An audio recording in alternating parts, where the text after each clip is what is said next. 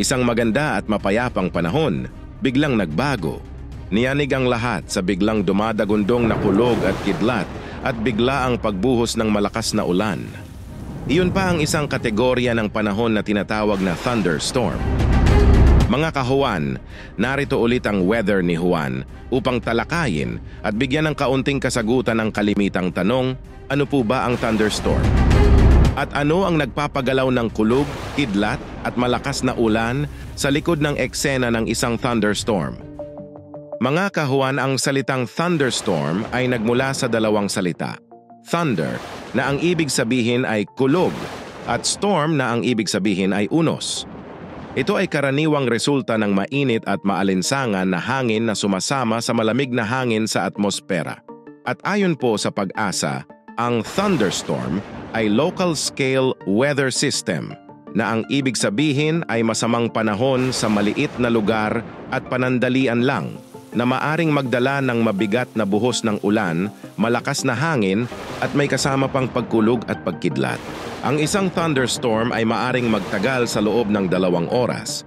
Kapag ang mainit at maalinsangan na hangin ay umaangat at nababangga sa mas malamig na hangin sa itaas, nabubuo ang tinatawag nating thunderstorm. Ang thunderstorms ay karaniwang nagaganap sa hapon o gabi, lalo na sa panahon ng tag-init. Gayunpaman, maaari itong mangyari anumang oras sa loob ng taon. Narito ang mga pangunahing katangian na taglay ng thunderstorm. Number 1, ulan. Ang ulan ay pangkaraniwan sa thunderstorm. Maaari itong maging malakas o katamtaman at madalas ay maikli lamang ang tagal ng pag-ulan.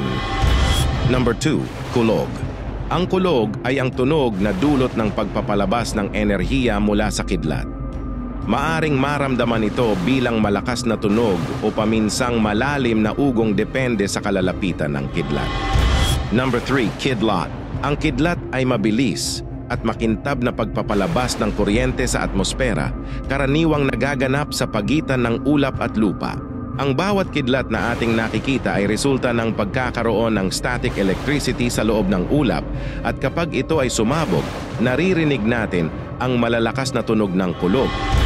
Number 4, hangin. Maaaring may malakas na hangin o hangin na may dalang alikabok, buhangin at iba pang pisikal na material. Number 5, hail.